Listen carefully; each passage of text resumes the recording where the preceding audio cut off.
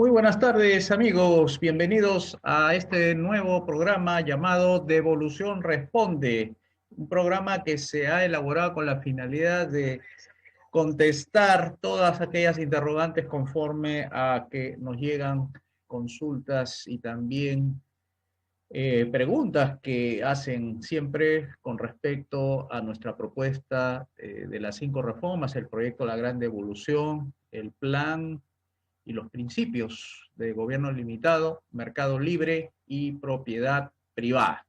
Bien, hoy día hemos preparado un conjunto de preguntas y respuestas recogidas por nuestras bases devolucionarias que se encuentran en nuestro chat, que están distribuidos en diferentes regiones del país y lo utilizamos para que puedan ser contestadas y aprendidas, ¿no? Porque de eso se trata, porque nuestra propuesta requiere informar y formar, sobre todo líderes devolucionarios.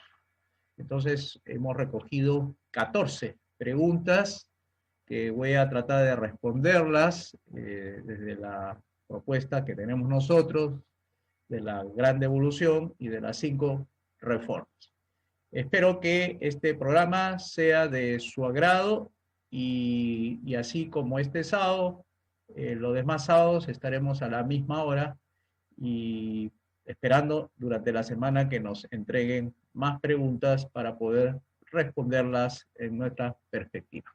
Bien, pasemos entonces a la primera pregunta que tenemos preparado y es el siguiente. Ahí tenemos la primera pregunta que nos hace llegar uno de nuestros devolucionarios, Juan Parizaca, y pregunta lo siguiente, dice, ¿cuáles serían las consecuencias negativas de un gobierno liberal? Muchas gracias, señala, dice, ¿cuáles serían las consecuencias de un gobierno liberal? A ver, siendo honestos, consecuencias negativas en el ámbito económico, al contrario, creo que habría muchas, y si algo negativo pudiera ser, existiría respecto a los grupos de interés. Ustedes saben que las reformas liberales también son de privatización, desde regulación, y entonces ahí es donde se produce la parte negativa. La parte negativa significa que ellos, estos grupos de interés que han vivido del sistema socialista, del sistema mercantilista, tienen, por supuesto, leyes que los privilegian. Y nos parece que en esta propuesta que nosotros vamos a implementar desde el Congreso, que ese es el principal rol que nos toca a los devolucionarios, es quitarle dichos privilegios. Eso sería negativo para ellos. Ellos incluso lo pueden bloquear desde su posición de dominio sobre determinados segmentos que tienen, por ejemplo, a ver, los mineros. Es el principal, uno de los principales grupos de oposición desde el punto de vista mercantilista, y me refiero no a los pequeños mineros, los grandes mineros, las empresas que viven de la renta del Estado, de los que le ha otorgado las leyes malas, es decir, exoneraciones tributarias. También esa ley le da, además de eso, tenemos el artículo 66, donde el Estado siendo dueño del subsuelo, estaría también oponiéndose a que derogue ese artículo, porque nosotros hablamos de la privatización, de que exista mercado libre en los recursos hidrocarburíferos y mineros que hay debajo del suelo. Esa privatización elimina la intermediación del Estado para asignar derecho de propiedad sobre esos recursos económicos de origen natural. Ahí tendríamos la primera oposición, porque ellos ya lo han manifestado a través de representantes de este sector muy conocidos que se oponen a cualquier modificación de la Ley General de Minería y todas las modificaciones en el Código Civil respecto a considerarlo un bien mueble a los recursos minerales e hidrocarburíferos. Entonces, ellos ganan mucho dinero con el sistema actual. Pero ellos creen que nuestra propuesta le va a quitar mucho dinero. Lo que le va a quitar son privilegios, pero no mucho dinero. Porque nuestra propuesta implica, primero, para que tengan idea de la magnitud, son la propuesta primera, el impuesto de las 3 U. Único, uniforme y universal. Ahí tienen el primer caso. O sea, se le quitan los privilegios, en tanto no van a ser negociantes frente al Estado, sino negociantes frente a particulares. Hay dos métodos, como hemos dicho. El primer método es el método anglosajón, sobre la propiedad del recurso, en el cual el que está en el terreno es dueño también del subsuelo. Ese es el método anglosajón. Hay otro método de privatización que se llama el método Turgot. Es aquel que manifiesta que el que encuentra los recursos minerales o hidrocarburíferos es realmente el dueño de dicho mineral o dicho hidrocarburo. El que lo encuentra, o sea, hacen excavaciones profundas y al encontrar dichos minerales, según el método Turgot, el dueño de ese mineral sería aquel que lo descubrió. Como diría el profesor Israel Kirchner, se aplica el principio ético del capitalismo finder keepers. El que lo descubre se lo encuentra. Entonces, ¿cómo tendría que negociar ahí los mineros, las empresas mineras? Primero, si no afectan los suelos, ese es el método Turgot, al profundizar canteras, no habría necesidad de pedir permiso a nadie. Es decir, el dueño del terreno va a seguir manteniendo su integridad de su propiedad. Pero en caso ocurra una solicitud de salir del túnel de abajo hacia arriba en el terreno del dueño, entonces ahí sí tendría que negociar con el dueño del terreno donde va a salir el socavón, o sea, la cantera que va hacia arriba a la superficie. Bueno, ahí es un método distinto. No pasa por el Estado, pasa por arreglos y contratos privados entre particulares. Entonces, en el sector minero, los principales oponentes de nuestra medida serían los mineros. Luego, los sindicatos. Hay sindicatos que viven de licencias, cuyos dineros de los dirigentes para que hagan política, los dirigentes en materia laboral, vienen del propio Estado. Eso terminaría porque tendrían que financiarla los líderes, los propios trabajadores, en los descuentos que ellos mismos libremente piden que se les descuente para mantener a sus dirigentes políticos en materia laboral, o sea, a sus líderes sindicalistas. No como ahora que el Estado le paga a ellos. Es en el caso de SUTEP, hay líderes de la educación, del gremio de maestros, que están siendo pagados con nuestro dinero, con nuestro bolsillo, con nuestros tributos. Entonces tenemos sindicatos, mineros, me imagino agricultores también, porque los agricultores tienen unas leyes donde no pagan impuesto a la renta a partir de los 2.000 metros para arriba. Entonces las consecuencias negativas sería que habría una gran actividad política por no querer que se implementen las 5 reformas que beneficiaría a la mayoría de los peruanos con los beneficios de disminución de precios y costos al 50%, elevación de los ingresos, incluso prometemos hasta por encima de Qatar y Singapur. Lo que no podemos prometer es el periodo, es decir, el tiempo, porque eso depende mucho de nosotros como peruanos, qué tan rápido aceptamos la reforma. Y Qatar y Singapur están por arriba de los $120.000. Pero no podemos decir cuándo, porque todo depende de la velocidad de las reformas y de la aceptación de las reformas. Entonces, ahí tenemos casos en que los ingresos suben los costos y los precios bajan, la delincuencia disminuiría a un nivel irrisorio.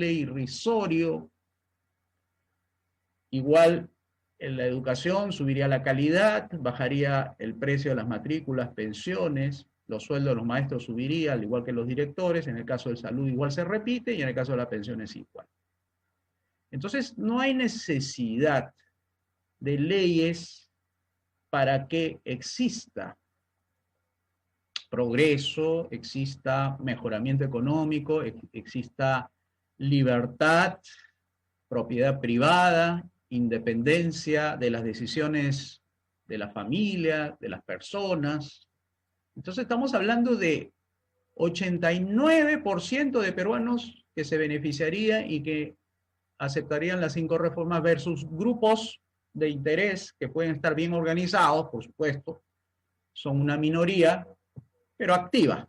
Por eso que hablamos de partido. No estamos hablando de una propuesta de las 5 reformas de manera unilateral, impuesta, engañada, y que entre un gobierno o un grupo de congresistas y en su mayoría lo implementan sin ninguna consulta al pueblo.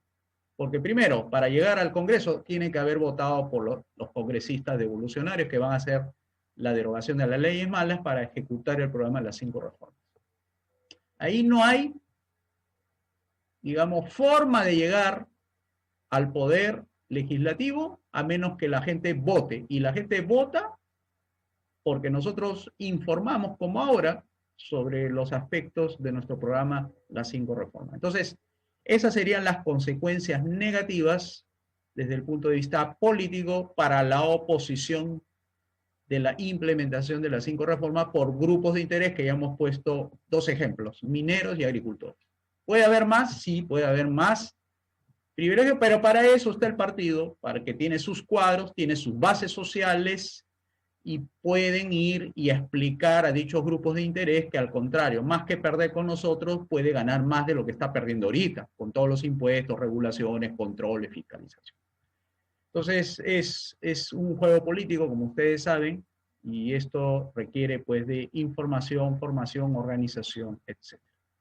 Bien, entonces ahí tenemos el primero de todo. Así que nosotros estamos, como ustedes saben, el programa está contra el status quo, ¿no? Contra este estado de cosas no podemos seguir así como está, porque ya ustedes ven, en 4 años, 4 presidentes. Y nos tienen, como se dice, en una posición de debilidad de los ciudadanos, porque no sabemos el gobierno que entre, qué medidas hará. Eso es negativo, por ejemplo, el no tener perspectiva de mejora. Ya hay un grupo mexicano, inversionista mexicano, que ha vendido el Banco Azteca. Eso es un primer síntoma negativo de que no hay perspectivas en el Perú a propósito de la posible modificación de la Constitución que yo lo pienso, considero personalmente que es un hecho. Y vamos a ver, en el debate, vamos a ver qué queda al final. Nosotros como Partido de Devolución haremos todos los esfuerzos por participar en la Asamblea Constituyente, pero decimos que la Asamblea Constituyente o la nueva Constitución no es el problema. El problema son las leyes malas, que son las que originan pobreza, exclusión, inequidad, rentas inmerecidas para grupos de interés. Entonces, ahí tienen un caso de lo que se necesita en términos de reformas. Las consecuencias negativas las tenemos ahora y con un gobierno liberal sería en términos negativos en la parte política. Ok, muchas gracias Juan. Entonces vamos a pasar a la siguiente pregunta y esta viene de Sergio Labarte. Sergio Labarte nos escribe y nos pide que respondamos esto, que lo voy a señalar. Dice, ¿cuáles son los planes a corto plazo acerca de la burocracia, informalidad, centralismo y corrupción? Es una buena pregunta. ¿Cuáles son los planes de corto plazo acerca? A ver, comencemos. Ahí hay 4 preguntas en una. Muy inteligente Sergio con su pregunta porque ha sido 4 en 1. Vamos a tratar de responder uno a uno si me lo permiten. La primera es la burocracia. A ver, nuestra primera reforma se llama la reforma política. Y en la reforma política tenemos que reasignar puestos y empleos en el sector estatal hacia la concentración de recursos, empleados, presupuestos, facultades en el área de seguridad, que es donde hace falta muchísimos policías, muchísima actividad de seguridad, también a lo administrativo. Segundo, en el tema de la justicia. Nos hace falta muchos jueces, muchos fiscales, muchos procuradores. Y en el tercero, obras públicas. Entonces, tenemos que reasignar todo el aparato estatal, que es 1 millón de empleados, 1.500.000 según lo que me señalan, 160.000 son de municipalidades, 80.000 son de regiones y el resto son del gobierno nacional. Entonces, el gobierno nacional es el gran paquete donde nosotros ahí concentramos nuestros esfuerzos para reducir las funciones del Estado, pero no implica que sea reducción de la burocracia en esa proporción como parece ser. A ver, me explico para la claridad de nuestros amigos, si nos están escuchando, empleados del Estado. Hemos dicho que son 3 funciones al cual le vamos a dedicar las prioridades y esas son las únicas que va a tener un gobierno devolucionario. Entonces, el primer grupo que vamos a ver en esta reforma de corto plazo, porque le decimos corto plazo porque es inmediato, es este. Recuerden que esta reforma política requiere de 4 reformas en paralelo, ¿no? La reforma económica, la reforma educativa, la reforma de salud y la reforma de pensiones y jubilaciones. En la reforma económica se hace con la finalidad de generar oportunidades de abundantes empleos y negocios. Porque ese mercado, al ser libre, libre de burocracia, libre de regulaciones, libre de permisos, entonces se convierte en un atractivo para que cualquiera pueda poner negocios. Un peruano como cualquiera que venga del extranjero. Si ahorita está deprimido la economía, es justamente porque el Estado se ha concentrado demasiado en regular la economía y no regular la criminalidad. Entonces, vayamos a explicar ese proceso. El primer grupo de los empleados públicos van a decir, a ver, me están proponiendo reasignarme del Ministerio de Trabajo, Ministerio de Comercio Exterior, Ministerio de la Mujer, Ministerio del Ambiente, Ministerio de Economía y Finanzas, todos estos ministerios y 14 más van a ser sustituidos por el mercado libre. Y le estamos señalando, te puedes reubicar en estos ministerios, Ministerio de Defensa, Ministerio del Interior, Ministerio de Relaciones Exteriores, Ministerio de Justicia y Ministerio de Transporte u Obras Públicas. Ese es en el gobierno central. Entonces es reasignación. Entonces el grupo va a decir, ok, me están ofreciendo pasarme de un lado a otro, lo cual es normal porque, como hemos señalado, tenemos que reducir el tamaño del Estado. Pero se van a fijar en el sector privado, dado las reformas de corto plazo, porque vamos a eliminar impuestos, es decir, se va a dar un conjunto de medidas que va a empezar a fluir las oportunidades. Entonces van a hacer comparaciones este primer grupo. Es decir, prefiero irme al sector privado que me pagan más que seguir en el Estado trabajando en estos ministerios, porque en realidad yo tengo familia, tengo que mantener hijos, familia, esposo, esposa, y me están pagando en el sector privado 5.500 soles contra lo que me paga el Estado, que es 3.500. Entonces, por un tema económico y porque no es su vocación trabajar en el Estado, sino mantener a su familia, se van a ir al sector privado. Ese es el primer grupo. El segundo grupo va a ser de aquellas personas que van a decir, ok, vamos a hacer lo siguiente, voy a aceptar irme al sector estatal en esas áreas. Entonces va a haber un grupo que va a estar satisfecho, es decir, me van a reubicar y en nuestro caso sí creemos que podemos incrementar los sueldos y salarios de estos empleados estatales. Porque, primero, nuestra economía como va a ser súper próspera, entonces con un único impuesto que vamos a cobrar vamos a poder recaudar mucho. Lo suficiente para pagar como era antes. Los empleados eran considerados los mejores empleados en la sociedad, porque aparte de ser serviciales, ganaban muy bien y era un honor trabajar para el Estado, van a recibir un aumento de sueldos, por tanto se van a ir el grupo que quede a esos ministerios. El tercer grupo van a razonar así, y es la propuesta. No va a alcanzar a todos, porque recuerden, el Estado, el gobierno en particular, lo que va a hacer es aumentar las dimensiones en el requerimiento en estas funciones de justicia, seguridad y obras públicas y reducir las otras funciones que no le corresponden. Eso es lo que estamos haciendo, subir y el otro bajar.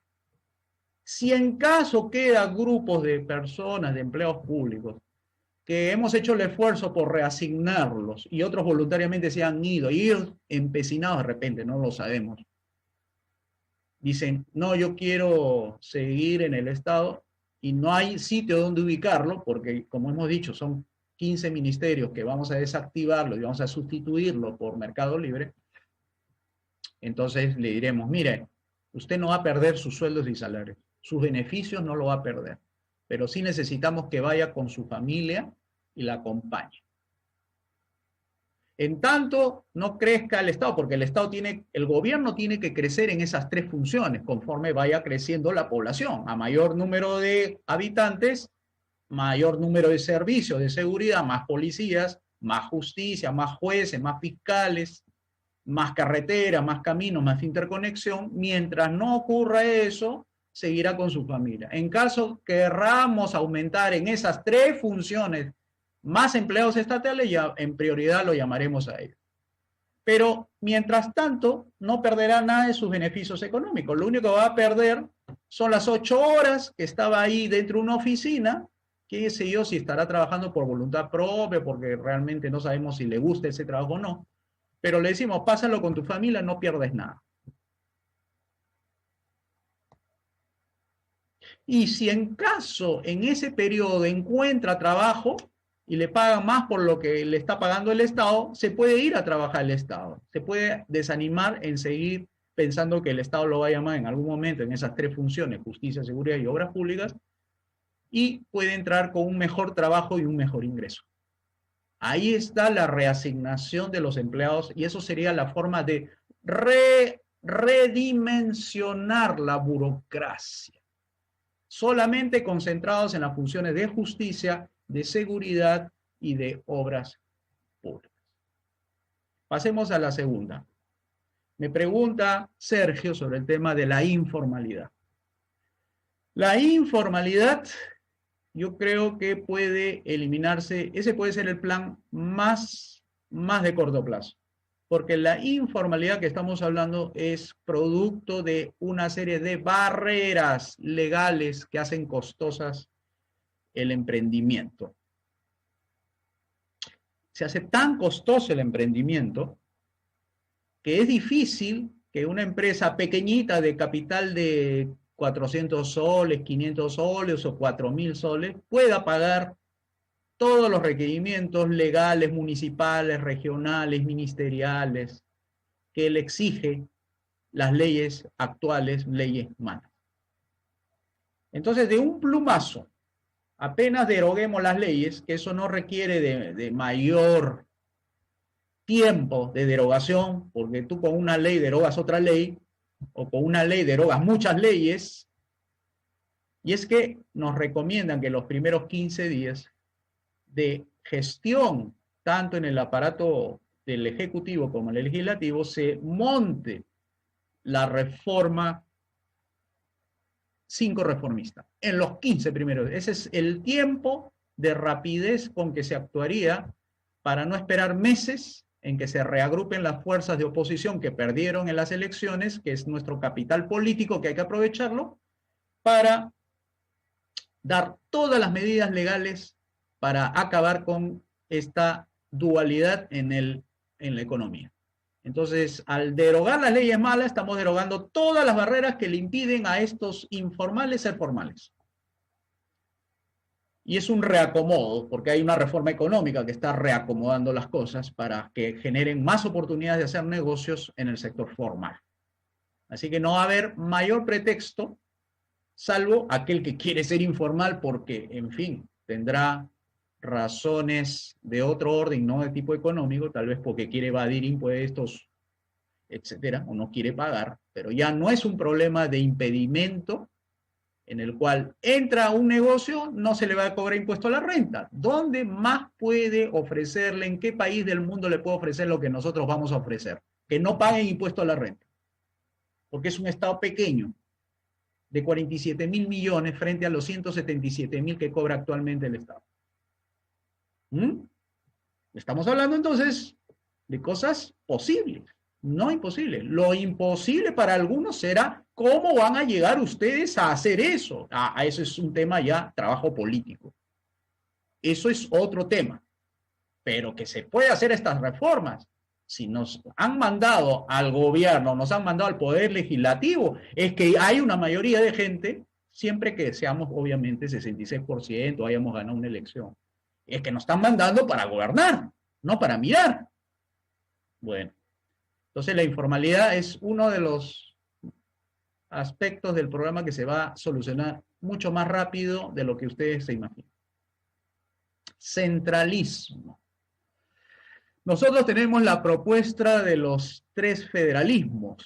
3 federalismos significa que el primer poder más cerca del gobierno para los ciudadanos es el gobierno municipal, y por el principio de subsidiariedad será el segundo que sustituya, cuando no puede un gobierno municipal, es el gobierno regional. Y cuando no pueda realizar funciones el gobierno regional, lo hará el gobierno nacional. Por ejemplo, un gobierno municipal puede construir una pista, porque es dentro de su distrito. Pero cuando a veces la pista requiere la unión de varios distritos, ya requiere la autorización, las coordinaciones entre el municipio y el gobierno regional, porque la pista abarca muchos distritos. La carretera, la mini carretera, como quieran llamar. Y cuando la carretera requiere unir varias regiones, tipo Panamericana, como ustedes lo conocen, ahí entra el gobierno nacional, a coordinar con las regiones para la construcción de este tipo de infraestructura. Además, la propuesta federalista de nosotros tiene la autonomía normativa para casos especiales, es decir, se decide normatividades de acuerdo a la realidad local, la autonomía fiscal para gastos y cobro de impuestos, o un impuesto en todo caso, pues más que subir, bajar. La autonomía burocrática, es decir, el municipio y en la región decide quién va a trabajar en qué áreas, solamente en esas 3 que hemos mencionado, justicia, seguridad, ornato y jardines, pistas y carreteras, etcétera, veredas. Y la autonomía política, que significa elegir sus propias autoridades en cada nivel. Eso es nuestra propuesta federalista. O sea, acabamos con el centralismo, porque el centralismo es primero el gobierno nacional, luego le traslada recursos al gobierno regional, y el gobierno regional a su vez administra los intereses de los gobiernos municipales. Entonces los municipios se han convertido en furgón de cola. Y terminamos con el tema de la corrupción. La corrupción en nuestro concepto es un efecto. Un efecto, no es una causa. Para acabar con la corrupción tenemos que acabar con el estatismo. Estatismo es la enfermedad del Estado. Y un Estado se enferma cuando se sale de sus límites. Y cuando se sale de sus límites invaden esferas privadas.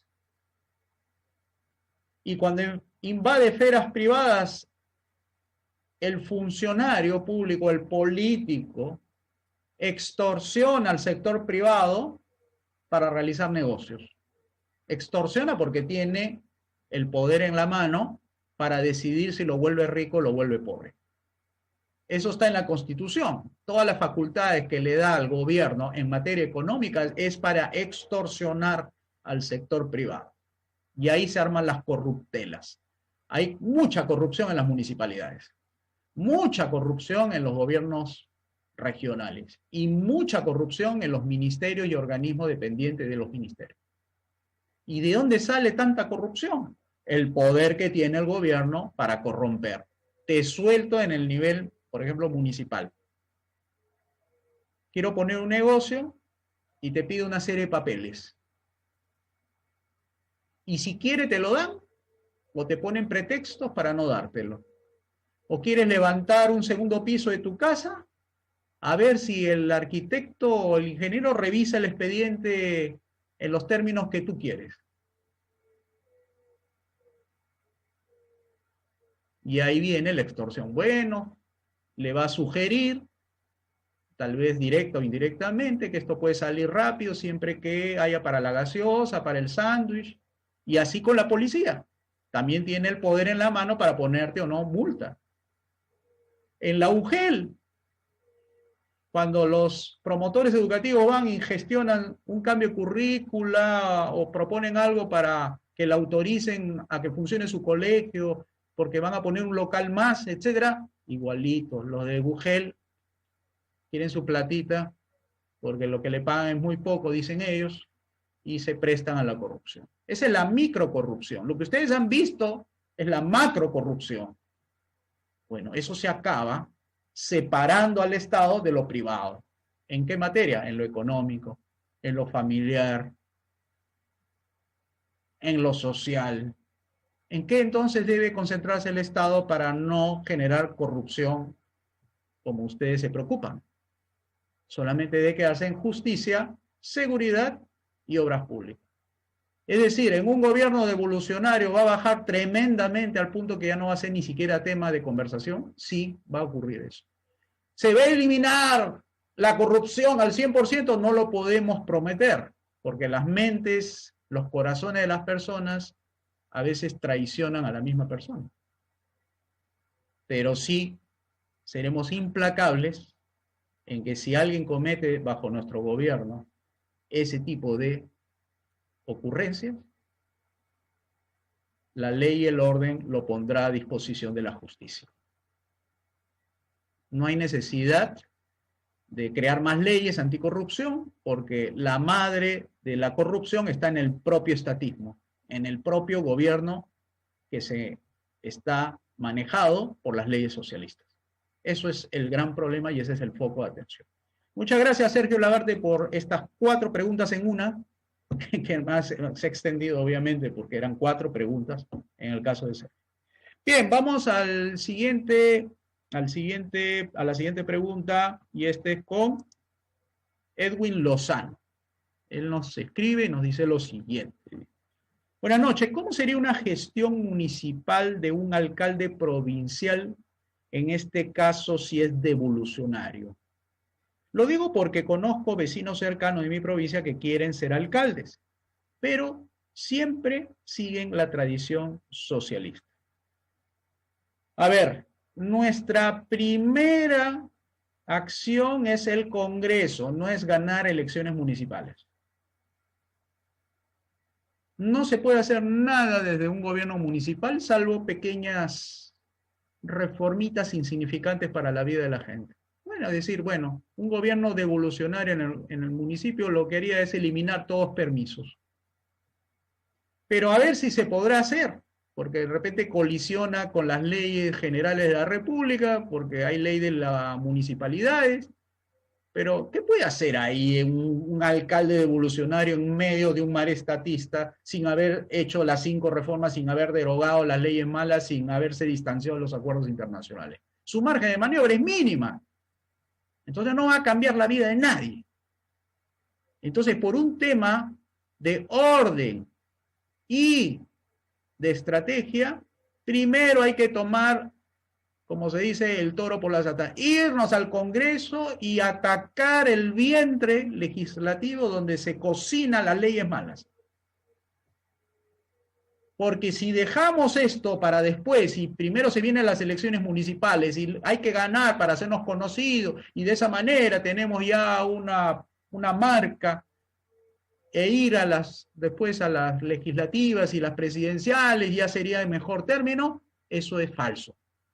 Porque un alcalde devolucionario en un mar estatista va a terminar corrompido, va a terminar de repente vacado, ya que se podría oponer a ciertas medidas, pero su consejo municipal, o sea, de los perdedores, digamos, también hay consejo municipal de quienes pierden, así es la verdad.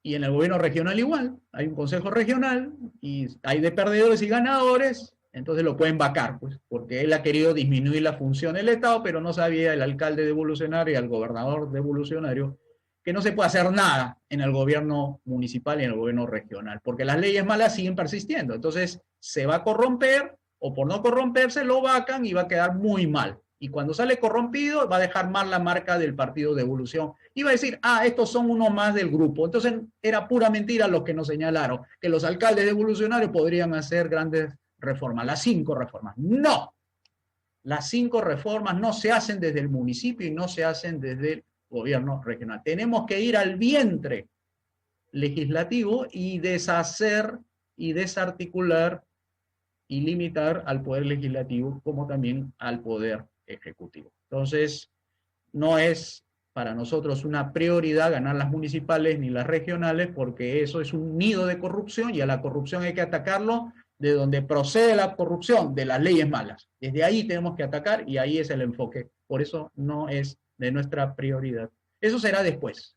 Una vez que se rehaga la reingeniería del Estado en esos términos de las 5 reformas, recién entraremos con la propuesta de los 3 federalismos en un gobierno municipal. Pero eso será después de que se hagan las 5 reformas. Ok, muchas gracias.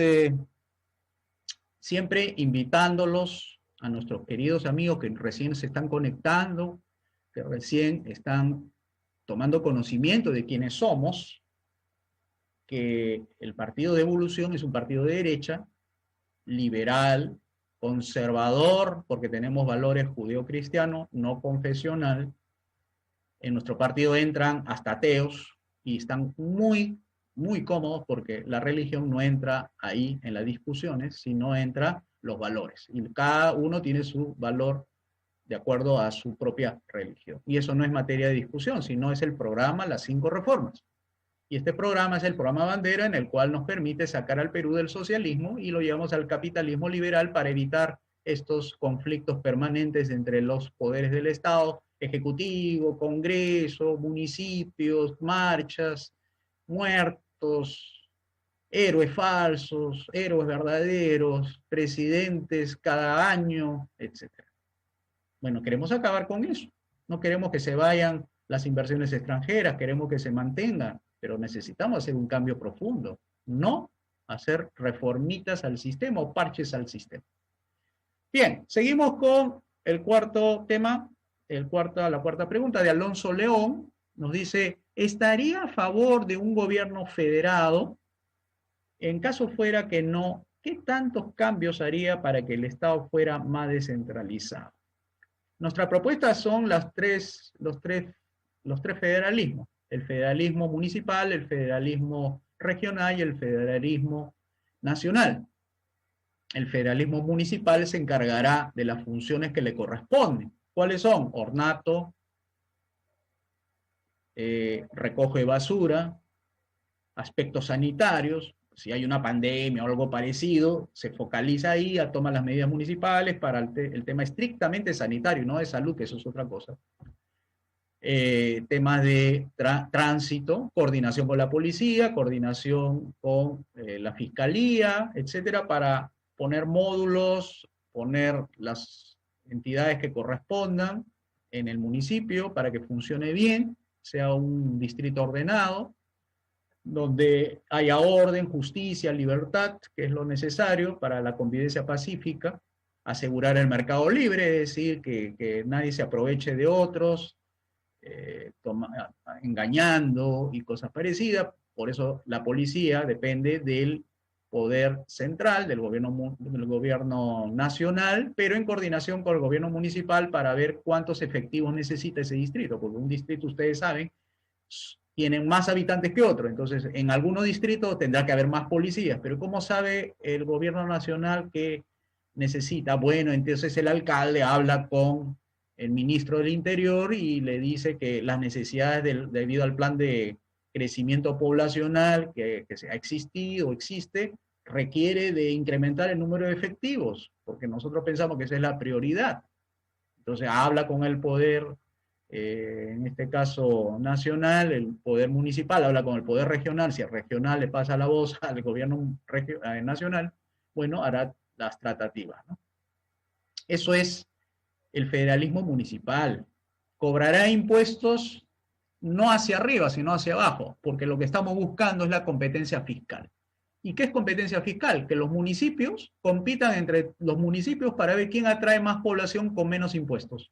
O sea, el IGB que estamos manejándonos del 10%, que es para la recaudación nacional, puede ser que para un distrito que necesite más población, que vengan más para tener más rentas, para poder hacer más obras en materia de esas que he señalado, necesite bajar más bien el IGB de 10% a 8%. Entonces mucha gente se va a trasladar de un distrito a otro porque ahí se vive mejor, porque ahí ofrecen, ¿qué cosa? Mejores veredas, mejores pistas, mejores jardines, más limpieza, más seguridad, son más efectivos en el tema judicial porque tienen ahí todo a la mano, tienen a la fiscalía a la mano, etcétera. O sea, tiene prácticamente, como se dice, las condiciones mínimas materiales para desarrollarse, ¿no? Y puede, pues, alentar, no significa entrar, sino alentar, hablar, decir, en este distrito que es moderno, ustedes ven la infraestructura, etcétera, pueden venir, invito a los inversionistas en educación a que vengan a este distrito, porque acá el IGB se cobra menos. ¿Qué sé yo? Esa es la parte de un municipio y su realidad, ¿no? Igual es en el gobierno regional. Los gobiernos regionales también pueden competir en la materia donde tengan necesidad de participación. Ya hemos hablado, ¿no? Un gobierno regional, digamos, coordina con los demás gobiernos municipales para ver planes comunes en infraestructura, tal vez sea en el recojo de la basura, sale más barato que contraten entre varios, un servicio de recojo de basura para 10, 15 distritos, 10 distritos, que un distrito mismo haga el negocio con una empresa. Tal vez por economía a escala se negocia así. Entonces ahí tienen la coordinación regional para en materias que le corresponde a los gobiernos, que es parque, ornato, jardines, transitabilidad, infraestructura, seguridad, que coordina con el gobierno nacional. Ese es el nivel del federalismo regional. En los términos igual, autonomía fiscal para decidir bajar el IGB siempre que no comprometa los servicios que hemos mencionado, justicia, seguridad y obras públicas. Y en seguridad, ¿qué hay? Policía y Fuerzas Armadas, o sea, modernización de la policía, modernización de la aviación, modernización del ejército y modernización de la Fuerza Marina, o sea, la naval. Ya sabemos que nuestra reforma política implica hacer reformas también a estas fuerzas policiales y fuerzas armadas. Las policiales, reforma la policía, reforma el ejército, la reforma, ¿con qué mira? Modernización.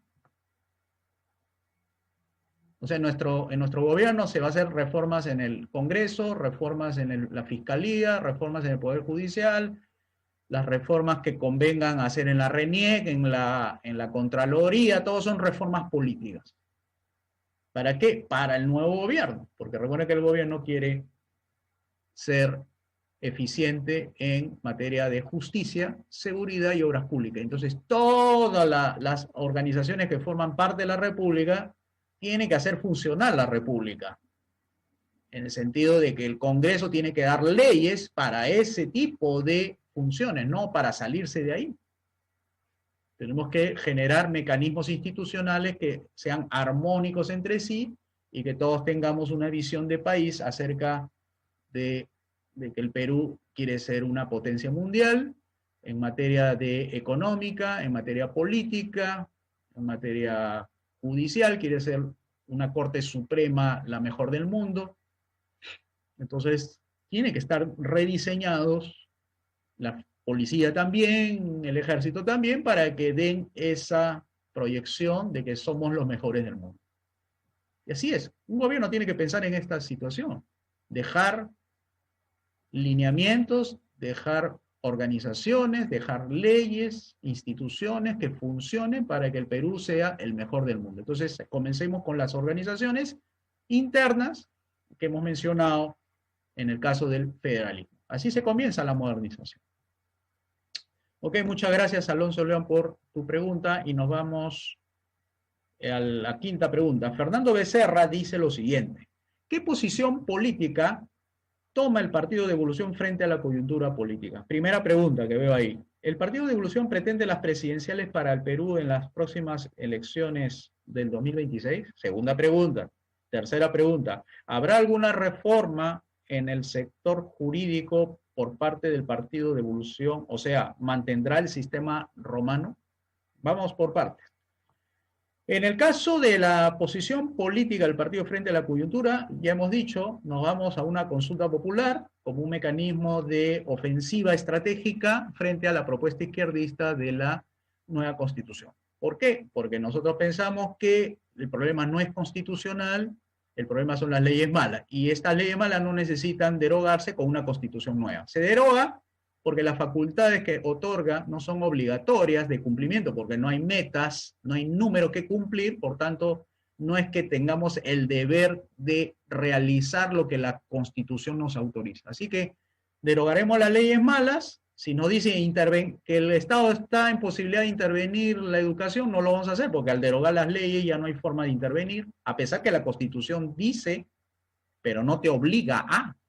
Es diferente. Y si hubiese un carácter obligatorio de realizar una actividad estatal que tú estás renunciando porque ves que el sector privado está funcionando y no necesita de regulación, no necesita de leyes especiales, bueno, buscaremos la reforma constitucional. Pero no cambiemos la Constitución para hacer la derogación de la ley mala, que eso es lo que no pensamos hacer. Eso es la primera. La segunda es, en su debido momento activaremos la campaña esa que se llama voto nulo. Para los izquierdistas, el voto nulo o un sector de la población que se ha dejado influenciar por la izquierda es que se vayan todos, dicen ellos, ¿no? Se vayan todos. Tiene que haber gente nueva en la política. Bueno, nuestra propuesta es mucho más humilde y lo que queremos es se realizan nuevas elecciones sin las reglas que ponen como exigencia que los partidos deben reunir 24.000 y la ley de partidos exige que tengamos ciertos comités. No, que abran la competencia libre para todos los partidos que quieran participar. Así sean comunistas, fascistas, antauristas, etnocaceristas, lo que quieran. Nosotros somos pro competencia, no nos asusta la competencia. Mejor, mientras más competencia entre partidos haya, mejor la oferta. Ya veremos quién gana. Pero lo importante es que con los actuales candidatos, que no hay mayor perspectiva que seguir como estamos, salvo algunas mejoras por ahí en ciertos aspectos, pero no como lo pensamos nosotros como Partido de Evolución realizar, es que vamos por el voto nulo. Nada de voto por el mal menor. Ya nos ha traído tragedias el voto por el mal menor. votar en contra de Keiko Fujimori para que no entre a la presidencia y entre PPK, mire la desgracia que nos ha ocurrido. Ha abierto la puerta a la izquierda, ha abierto la puerta al socialismo, ha abierto la puerta hacia una Venezuela por el mal menor. Ahí está. ¿Qué más prueba de eso del mal menor? Votemos por el 66% para que haya nuevas elecciones y se reconstituya con otras figuras políticas que nos permitan a todos, incluso a nuestra adversaria política, la señora Verónica Mendoza, que no tiene partido político, sino ha tenido que entrar un vientre de alquiler en Juntos por el Perú de Yehu Decimos, para poder, a ella le va a convenir que haya esta libertad de entrada de los partidos, movimientos, para que compitan en las próximas elecciones, ¿no? Si es que hay ese voto nulo, que esperemos que sí. Pero esa campaña se activará el próximo año. Esa es la primera de Fernando, que se la responde. Segundo, el Partido de Evolución pretende las presidenciales del 2026. Nosotros pensamos que primero hay un deber de, primero, ¿somos por la consulta popular de las 5 reformas? Sí. ¿Y se vienen las elecciones de constituyentes? Sí. ¿Y nos vamos a tapar los ojos y dejar pasar la asamblea constituyente para que los rojos tomen el poder ahí? No. Haremos nuestra tarea ahí, pero esa no es la solución, pero entraremos a competir en la asamblea constituyente. O sea, no hay que esperar al 2026 para que el Partido de Evolución pueda estrenarse. Pensamos que la asamblea constituyente, que puede ser en noviembre, más o menos estamos calculando noviembre del 2022, salvo algunas movidas que puedan hacer técnicas ahí los partidos políticos actuales, pero en el calendario normal debería ser en las municipales y regionales, para que ahí se elijan la asamblea constituyente en noviembre de 2022. Para eso ya debemos estar listos para competir. ¿Habrá alguna reforma en el sector jurídico por parte del Partido de Evolución? O sea, ¿se mantendrá el sistema romano? Nosotros nos manejamos ahorita con las leyes malas en el sistema romano. No pensamos realizar, al menos por ahora, porque eso es lo que tenemos en plan, como plan político, no como plan jurídico, es trabajar con lo que existe, es decir, derogar las leyes malas. Es decir, si hay una insinuación de cambiar el sistema jurídico por un anglosajón, eso es palabras mayores. Eso no se puede irresponsablemente decir, vamos a cambiar el sistema jurídico romano por el sistema jurídico anglosajón. No, por supuesto que no. No vamos a ser tan irresponsables de decir se va a cambiar. No, no, no. Por lo menos trabajaremos con eso por ahora. Salvo mejor opinión de mi colegiado, de mi partido, yo no tengo autorización para decir estas cosas. Bien, vámonos al sexto. Karen Maldonado nos pregunta lo siguiente: ¿el Partido de Evolución, bajo qué mecanismos o acciones jurídicas llevarían a cabo para que el Estado peruano deje de formar parte de la OIT, o sea, la Organización Internacional del Trabajo, ya que de esta misma deriva las leyes laborales utópicas en los estados partes? Tengan todos un excelente día. Ok, muchas gracias, Karen, por tu pregunta. Los mecanismos jurídicos que llevarían, entonces, o sea, en específico, ¿qué ley derogaríamos? ¿Cuál primera? ¿Cuál segunda? ¿Cuál? Bueno, las leyes, este convenio, el 168, que le da estatus especial a ciertos grupos de interés para que tengan sus leyes específicas, lo derogaremos. Pero no es eso, en realidad, es salirnos de esa acción. Y eso se hace con una renuncia, o lo que le llaman denuncia a ese acuerdo. Denuncia. Mientras hacemos las reformas, las 5 reformas, denunciaremos esa organización en sus acuerdos que están ahí. Entonces, acciones jurídicas, las primeras son las acciones políticas.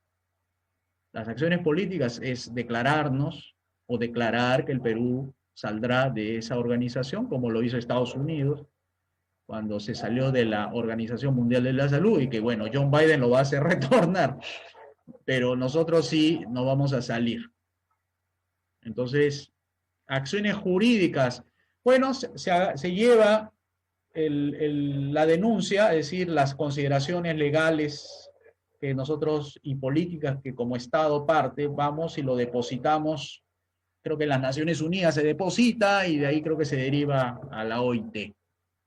Lo denunciará, nuestro embajador en las Naciones Unidas dará la exposición sobre esta denuncia y por qué razones. Sobre todo la exposición de motivos va a ser muy importante hacerlo en un foro abierto para que escuchen nuestros estados partes por qué hacemos esto y de paso hacemos propaganda a las ideas liberales clásicas de cómo pensamos. A ver si se animan otros países, otros estados partes a hacer lo mismo que nosotros y no someterse a los dictados de una burocracia dorada, sobre todo que no ha sido elegida para legislar en nuestro país. Así que vamos a devolver la soberanía, la dignidad al pueblo peruano para que no nos manejen desde París, desde Bruselas, desde Washington, para que no controlen la economía, las finanzas, la familia, la educación, la salud y todo eso. Entonces, el paquete legislativo también comprende llevar el paquete de denuncia al foro. Si supongamos hay un foro internacional del OIT, iremos con esa denuncia, ¿no? O sea, irá el ministro de Relaciones Exteriores y hará su exposición, el canciller, ¿no? Hará su exposición en el foro y presentaremos esa denuncia, ¿no? Porque queremos exposición mediática. Recuerden que esto hay que hacerlo político. Hay que politizar esta discusión para que no se queden con de brazos cruzados que otros lo hagan, ¿no? Y ahí está. Nosotros tomamos la iniciativa a nivel continental. Ok, muchas gracias, Karen, por tu pregunta. Así que una vez que se denuncie, ya ni siquiera hay que pedir permiso. Además, son entidades políticas. No hay ninguna sanción para que sepan. Algunos están asustados, dicen, nos van a sancionar. ¿Qué va a sancionar?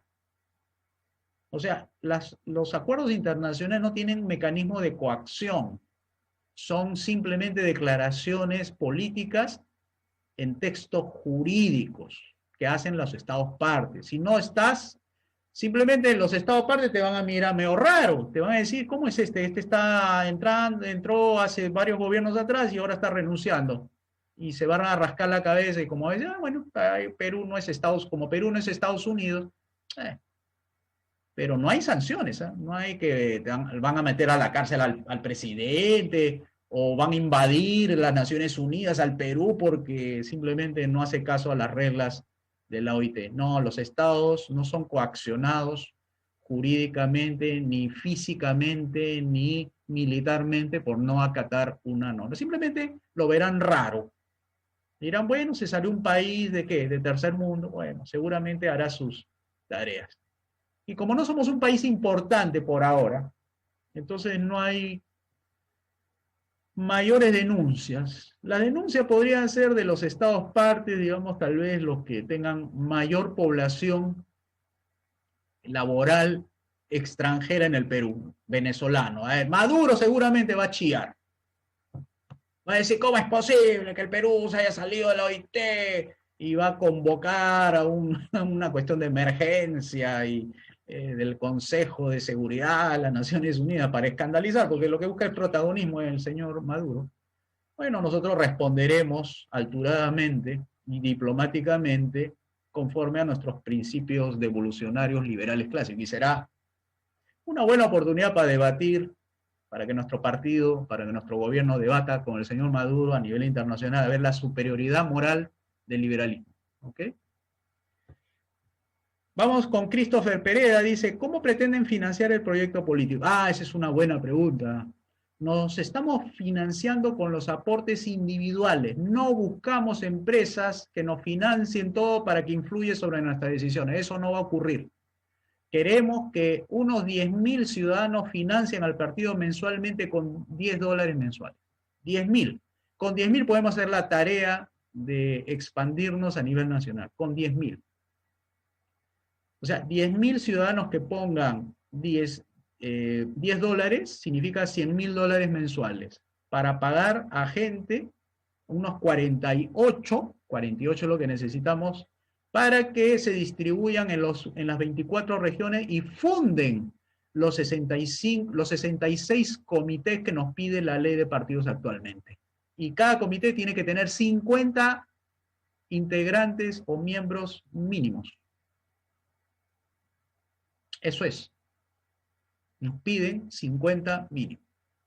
Que viene a ser como 5.000 en total. Y tiene que estar presente en las 20 regiones mínimamente. Entonces necesitamos 10.000 compatriotas que nos financien con $10 mensuales, y con eso activamos todo nuestro partido a nivel nacional. Y en poco tiempo ya estaremos inscritos. Pero nos hace falta no queremos empresas. Las empresas dan siempre la plata en este mercantilismo, nos dan la plata para influenciar en nuestras decisiones y para que no deroguen la ley, supongamos, de minas, o la ley que da exoneraciones tributarias, o la ley general de educación, porque se opondrán algunas universidades, etc. Bueno, eso no queremos. Queremos que nos paguen, que nos financie, nos done, porque eso es un seguro contra el socialismo. Pues poner $10 mensuales es un seguro para el futuro. Y eso es lo que necesitamos. Gente que se dé cuenta de que si no ponen, se le viene el socialismo encima y le quitan sus casas, le quitan sus negocios, le ponen impuestos, no lo dejan salir del país, no le dan pasaporte y todo eso. Y le van a quitar, con impuestos o con regulaciones, pero le van a quitar la propiedad. Muchas gracias, Christopher Pereira. Matías Gallo, ¿considerarían la posibilidad de establecer un filtro para quien pueda postular a la política? Una especie de escuela, requisito constitucional, que dé un examen donde se demuestre que sabe mínimo economía, historia. Ay, Matías, mira, no hay forma, por lo menos por las experiencias, de que las personas más educadas sean las más honestas, las mejores en política. Hemos tenido presidentes con doctorado en Oxford, ministros de Economía con doctorado en Oxford. Hemos tenido presidentes con maestrías en Stanford, ministra de Economía en Harvard. Hemos tenido presidentes con esas condecoraciones, con eso. ¿Ha dado resultados? No da resultados. Por lo que sabemos, no da.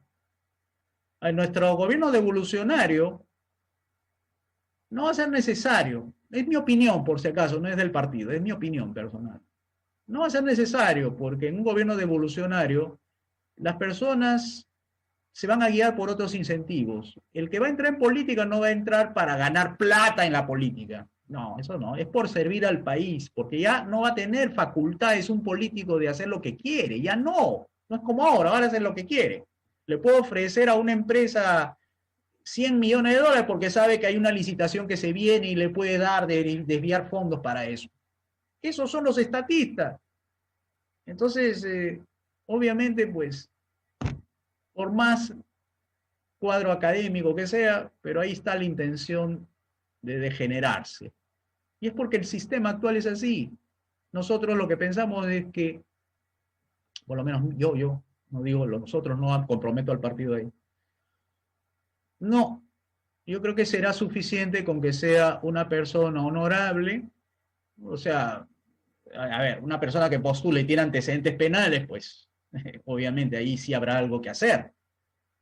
O sea, no puede entrar violadores, pero comprobados con sentencia, ¿no? A gobernar, pues no es. A mí me parece que no debería. Entonces, requisitos mínimos: que no sea un asesino al que va de presidente, que no sea un secuestrador por el tema de la libertad y que no sea un ladrón por el tema de la propiedad. Si esos tres, y además ser ejemplar también, ¿no? Una persona que tiene una familia constituida, si un padre ejemplar, y si no tiene familia, bueno, que sea un buen profesional, bueno, lo mínimo, pero no requisitos académicos para garantizar, porque realmente en este gobierno devolucionario, donde se va a servir, porque no hay nada que ofrecer, pues en el estatismo actual sí tienes mucho que ofrecer: desviación de fondos, licitaciones, permiso por aquí, regulaciones, pongo a mis amigos en el Petroperú, eso sí puede haber, eso sí de repente Tal vez por eso nos estemos guiando en pensar así, ¿no? Entonces, civismo sí me parece que debe ser una persona honorable. A mí me parece que sí, honorable sí, pero requisitos académicos para probar que sabe, eh, tal vez, no sé, tal vez, pero no como algo que tiene que tener un PhD en leyes, en economía, porque en economía no va a administrar economía, o sea, a menos que sea Hacienda, o sea, me refiero a recaudación de fondos por impuestos, tributación, tal vez, pero no es algo que asegure que nos, digamos, evite las malas personas. Bueno, quién sabe quién es una mala persona hasta que sus hechos no lo demuestren, ¿no? Muchas gracias, Matías, por tu pregunta. Vamos a la siguiente, Rodolfo Guayascachi. Dice, la reforma educativa es la más difícil de conectar con los padres de familia. Quisiera saber si puede ser la más flexible en términos de tiempo, porque también te preguntan en qué momento empezaría esta reforma. Y hemos dicho, la reforma es simultánea. No vamos a esperar realizar la reforma educativa cuando se haya terminado las reformas económicas, políticas. No. Los pobres no esperan la calidad, los pobres no esperan la buena enseñanza, los pobres no esperan que bajen las pensiones dentro de un año. Los pobres quieren ahorita que bajen las pensiones. La gente, clase media, quiere ahorita que las cosas mejoren, no para después. Lo que pasa es que para llegar a ese punto de estar en el gobierno, recuerden que hay un trabajo político previo de formación, de información a la población. Hay que decirle la verdad. Hay que decirle que el actual estatismo le está quitando su futuro, nos está llevando al abismo, nos está llevando hacia una Venezuela. Eso es lo que hay que decirle a nuestros compatriotas. Y una vez que estemos en el gobierno, pues metámosle fierro a fondo. ¿Por qué vamos a dudar de hacer? No, que no es demasiado rápido. Hay que hacer rápido. La gente quiere soluciones ya. Entonces, mientras más rápido sea la reforma, los frutos se conocerán y se tendrán en el más breve plazo que se pueda. Un convencido no puede dudar de lo bueno que es su producto. Seríamos malos vendedores si nos ponemos a la defensiva. No, todavía no, la reforma educativa. Eso fue lo que hizo Fujimori. No se convenció de los 700 decretos legislativos que tenía para aprobar y no lo quiso privatizar Sedapal, no quiso privatizar Petroperú, no quiso privatizar muchas empresas. Si eso se hubiese hecho, si se hubiese privatizado, hubiera hecho las reformas microeconómicas, las macroeconómicas, las 5 reformas, si hubiera hecho, no estuviéramos ahorita haciendo este programa ni estuviéramos ahorita pensando en que se va a convertir Perú en una Venezuela. Ya estaríamos siendo un país como Singapur, Qatar y todo eso. Fíjense, por no hacer las reformas rápidas. Ahí está, pues, las consecuencias. Nos dejó un país medio bueno estuvo el país porque realmente las reformas que se hicieron fueron incompletas, pero también ayudaron en algo, pero no lo suficiente. Ahora la gente pide más que suficiente, porque ya es mucho tiempo esperado. Así que, Rodolfo, somos de la idea de empezar lo más rápido todas las reformas. Así lo recomienda hasta el presidente Klaus, que sacó a su país, República Checa, del comunismo, 40 años sometidos a los soviéticos.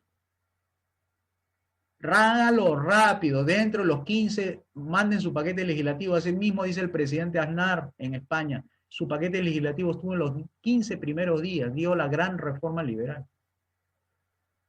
Bien, vámonos al siguiente.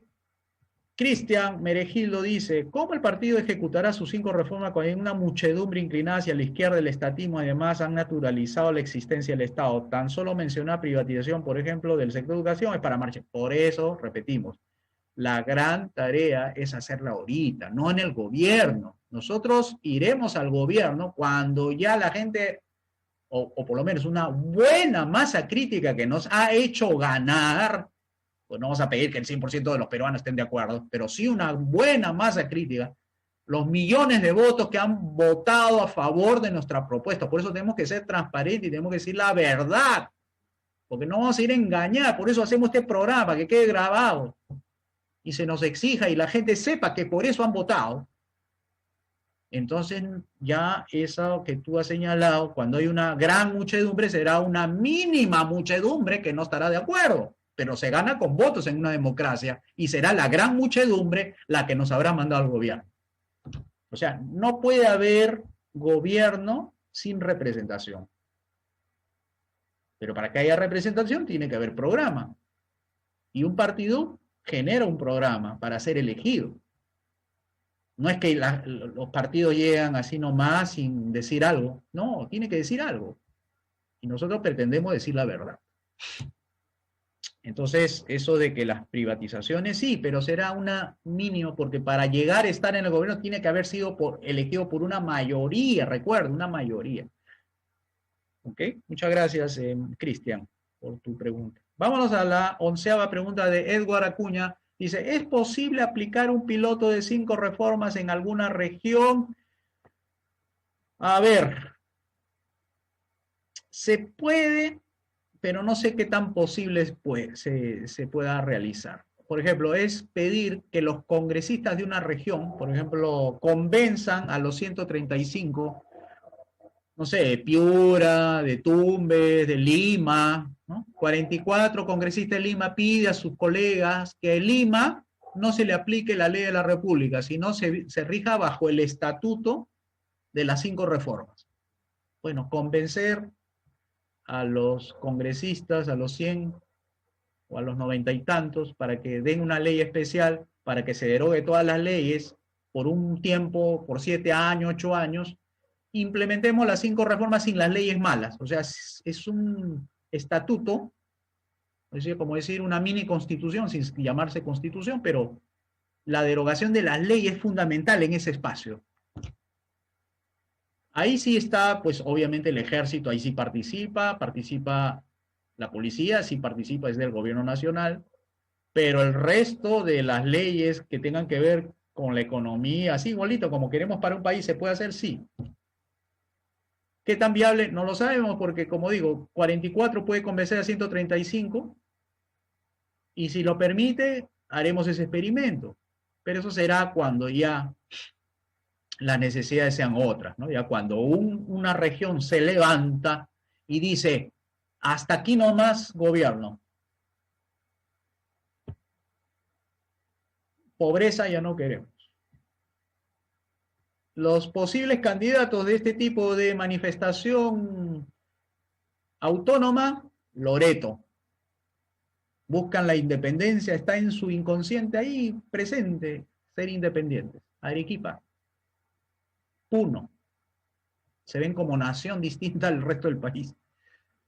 No le caería mal las 5 reformas en su región, porque se volverían una estrella económica y todas las regiones quisieran imitarlas, porque se aplican las 5 reformas en ese lugar donde no hay leyes malas.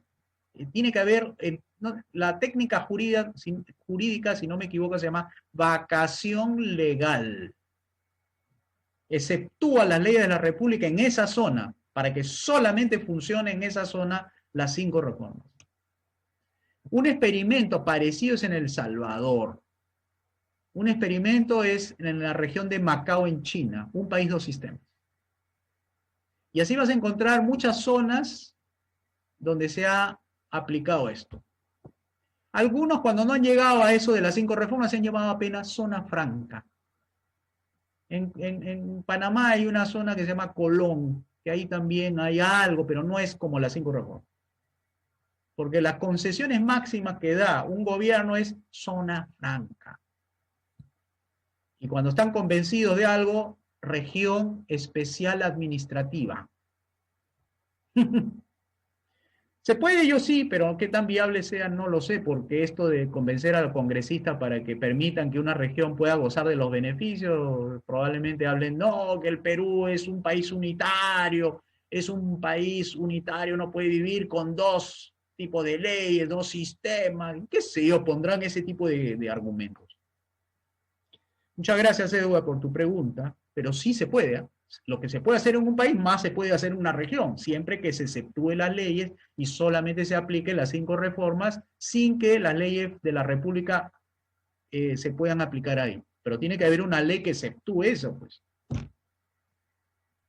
Y habría que chequear si, me parece que la Constitución sí permite. Habría que ver con constitucionalistas para verle la figura jurídica constitucional. La 12, José Soraluz dice, ¿cómo hacer llegar el mensaje ante un establishment que nos juega en contra? Ah, buena pregunta.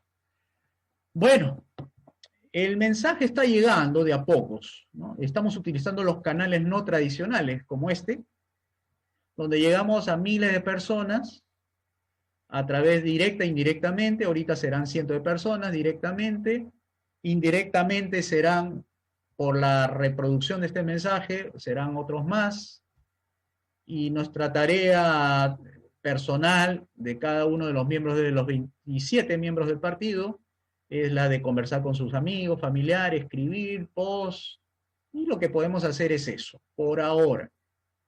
Hasta que las cosas se mantengan así, habrá expectativa y seguiremos nuestra escuela, seguiremos con nuestra escuela, seguiremos con los lunes con el profesor Mansuetti del aula virtual, los miércoles con el conversatorio 5R, nosotros seguiremos los sábados a las 5 de la tarde, los miércoles con mi colega Juan Alberto Ugaz, hacemos un programa los días miércoles con retransmisión de la radio TV Cheche de Huancavelica, con radio en Bambamarca, en Cajamarca, también tenemos retransmisión de Onda Popular, por ejemplo. Algunos amigos libertarios nos retransmiten nuestro programa. Entonces hay gente que se va interesando y todos los días siempre hay un inscrito en nuestra página web, donde llenan un formulario para ser dirigentes, voluntarios y que están invitados. Entonces, hasta que emerjamos, salgamos de las, ¿cómo se dice?, redes sociales y ya empecemos a asomar en los canales tradicionales, ya serán cuando nos abran. Cuando ya no puedan detener la marea devolucionaria, van a tener que abrir, porque ahorita no nos quieren. Sépanlo, queridos amigos, no nos quieren. Ya han consultado canales, programas de televisión, no nos quieren. Pero esto tarde o temprano va a fluir, así que no van a poder cerrar los ojos frente a una realidad. Y de hecho, cuando salgamos al flote, nos van a dar con todo. Los entrevistadores nos van a acusar de ser seguro agentes de las transnacionales, de la CIA, nos van a decir que somos pagados por empresas X, nos van a decir seguramente que somos agentes de Soros o de Elon Musk, de repente, del grupo Tesla, o de Jeff Bezos de Amazon, porque como estamos hablando de un solo impuesto, y nos van a decir, sí, ustedes van a querer vender la joya de la abuela, no van a decir, porque van a decir, van a vender al Perú, al capital internacional, van a decir los rojos, ¿no? Ya sabemos cómo actúan. Van a hacer, pero nosotros nos vamos a entrenar en media training, o sea, vamos a estar preparados, tampoco vamos a ser tan irresponsables de ir a estos canales sin estar preparados, o no nos vamos a dejar a que nos avasallen un cuarto poder, un punto final, un Canal N, un Mávila Huerta, una Rosa María Palacio. No nos vamos a dejar que nos guapeen y que no, o sea, vamos a hablar seriamente, respetuosamente, como debe ser, pues estamos hablando de cosas serias, ¿no? Pero vamos a dar la altura. Y no solamente va a depender de una persona, porque este partido es de muchas personas, porque somos personas ordinarias, personas profesionales, disciplinadas, que hacemos nuestra tarea en bien del Perú. Como verán, no estamos apurados, haciendo las tareas, porque aquí lo que hay que hacer es informar y formar a gente, a nuestros compatriotas, porque es necesario que ellos sepan lo que va a ocurrir y los beneficios que van a ganar ellos una vez que sean las 5 reformas. Nos vamos con Pedro Aguilar, que ha soltado una gran pregunta a nivel de comentario. Dice así, ¿no? En un eventual gobierno devolucionario, con mayoría en el Congreso, ¿cuál sería la postura del Perú con respecto a la Corte Interamericana de Derechos Humanos si sabemos que el Perú adhiere con rango constitucional fallos dictados por dicha organización, sabiendo que seríamos sancionados, esa palabra es bastante importante, seríamos sancionados si no acatamos los dictámenes, y sabiendo que en un futuro sería obligatorio su implementación, hablando del tema del aborto, ideología de género, autopercepción, matrimonio gay, violencia de género o hormonización de las personas transexuales por parte del Estado, y siendo denunciado por afectar supuestos derechos humanos de esas personas, se daría la posibilidad de salirse de la Corte Interamericana de Derechos Humanos y simplemente desacataríamos, La misma pregunta sería si fuéramos gobierno con minoría del Parlamento. Ya, de la última pregunta no podemos hacer nada. Si somos minoría del Parlamento no podemos hacer nada de lo que tú has señalado. Tenemos que tener mayoría en el Parlamento. Y esto de mayoría en el Parlamento significa que si no tenemos eso, no podemos hacer las reformas de las que acabamos de mencionar.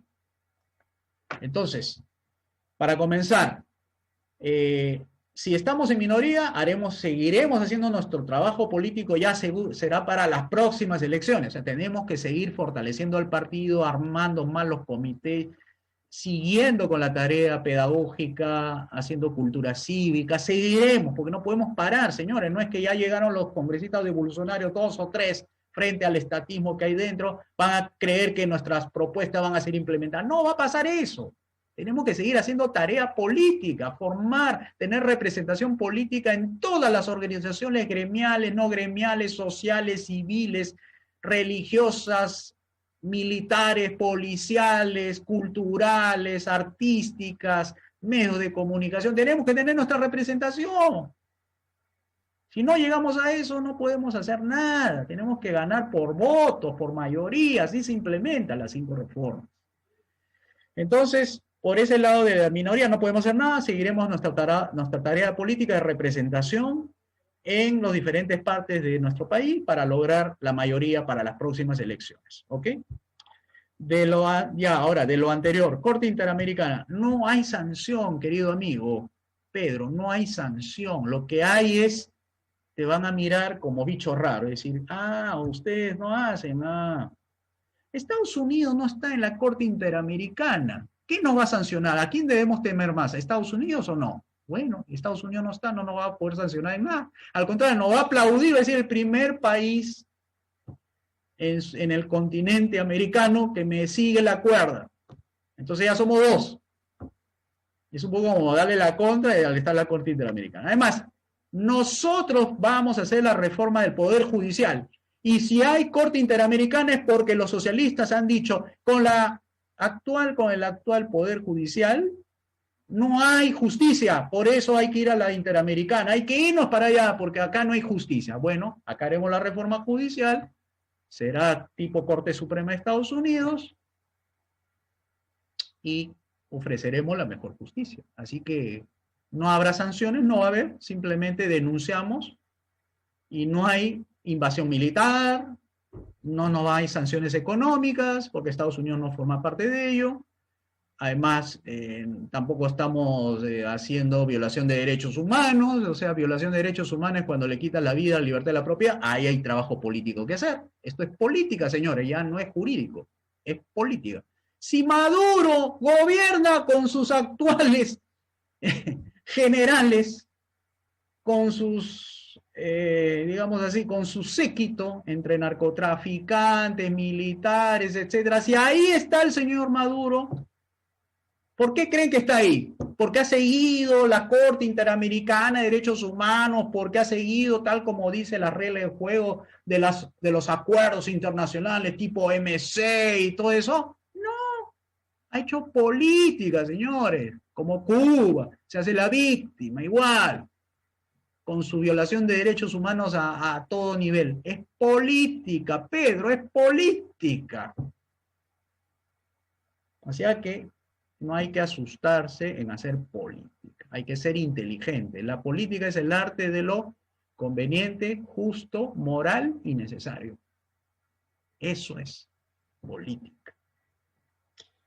Ok, y nos vamos a la última pregunta de Breni Sandoval Carlos. Nos dice, dada la manipulación de las encuestas y la cobertura selectiva de los medios de comunicación corporativos, esa es una realidad, ¿cuál será la estrategia del partido para promover a sus candidatos y las propuestas para penetrar en la difusión masiva? Como por ejemplo la estrategia confrontacional de Trump o Bolsonaro. A ver, nosotros estamos en la prioridad de formar gente. Si no hay gente, no hay partido, ¿no? ¿Ok? Y si no hay líderes, no hay conducción. Y si no hay conducción, no hay visión, no hay misión, no hay nada para adelante. Entonces necesitamos los cuadros, los 48 que he mencionado y necesito 10.000, necesitamos en el partido 10.000 ciudadanos que aporten $10 cada uno para que se autofinancie el partido y no tenga que defender de grupos de interés, grupos de empresariales que no están pagando, etc. Queremos vivir de gente civilizada, de gente proba, de gente honesta. $10 nada más pedimos. 10.000 y ya estamos, ya van a tener su partido de derecha al costo de $10 mensuales. Su partido de derecha que lo va a defender, sus negocios, le va a dar las condiciones del libre mercado, le va a dar calles seguras por $10 mensuales. O quieren elegir los males que siempre han gobernado por no pagar $10. ¿Ah? ¿Quieren eso? ¿Quieren tener un Perú-Venezuela ahí? ¿Ah? No, colaboren. Estas cosas cuestan. Porque $10 son 30 soles.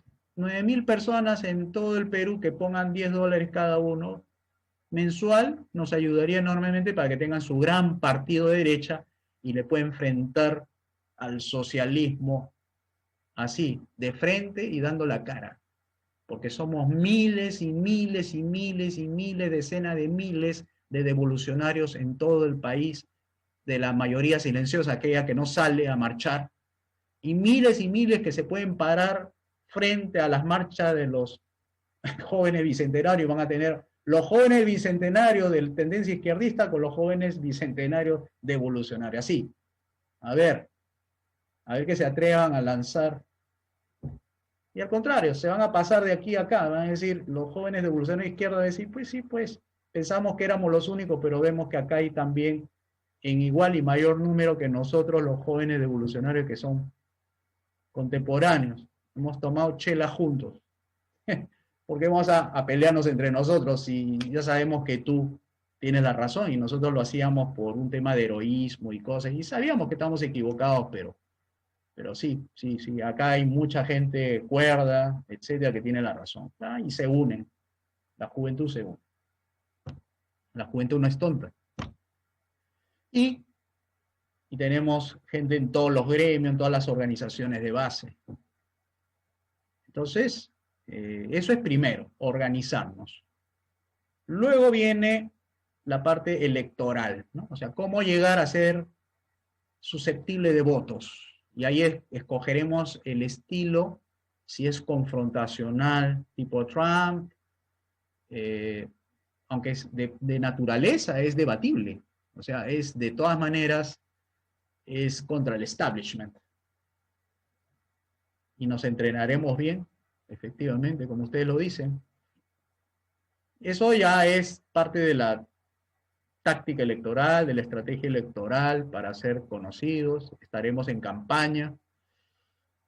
Pero nuestro mensaje sí es confrontativo, ¿eh? Sí te diré eso, Brenis, Carlos.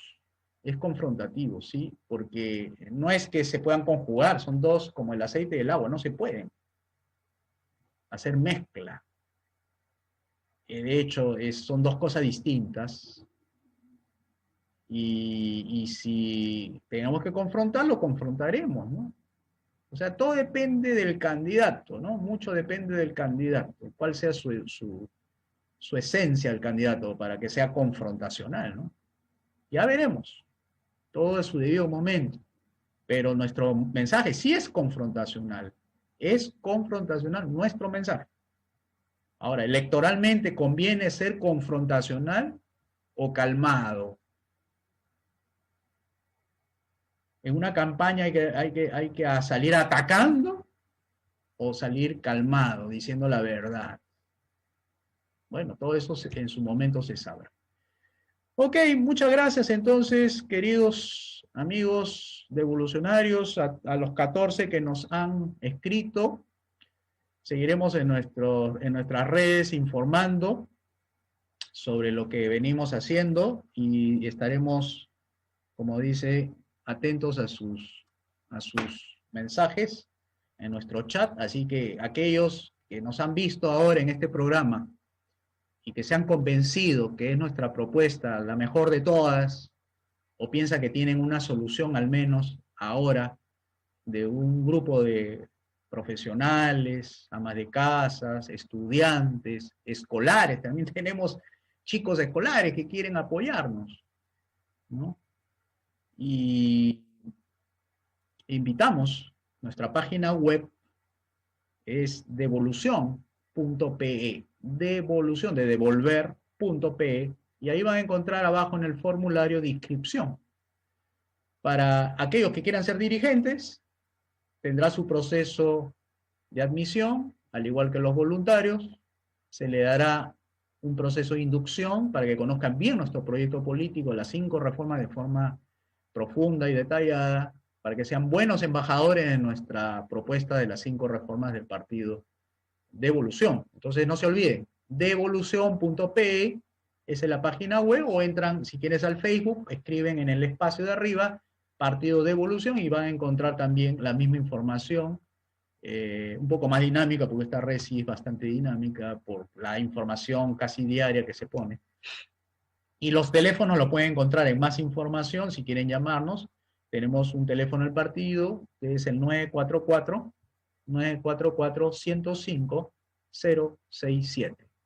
También nos pueden escribir por correo electrónico a info de información, info arroba devolución.pe, info arroba devolución.pe. Y si nos quieren escribir por WhatsApp, igualito este celular es el 944-105, 944-105-067. También por WhatsApp nos pueden enviar y ahí le derivaremos el enlace para que se inscriban en el partido. Ok, muchas gracias nuevamente a todos los amigos que nos han visto y nos veremos conmigo y Juan Alberto. Saludos, Juan Alberto, ya estaremos de nuevo el miércoles a las 9 de la noche en Facebook, vía Facebook Live, en nuestro análisis devolucionario, y conmigo individualmente será para responder preguntas, y de repente vienen más colegas del partido para que me ayuden a contestar si es que la cantidad de preguntas aumenta el día sábado a las 5 de la tarde.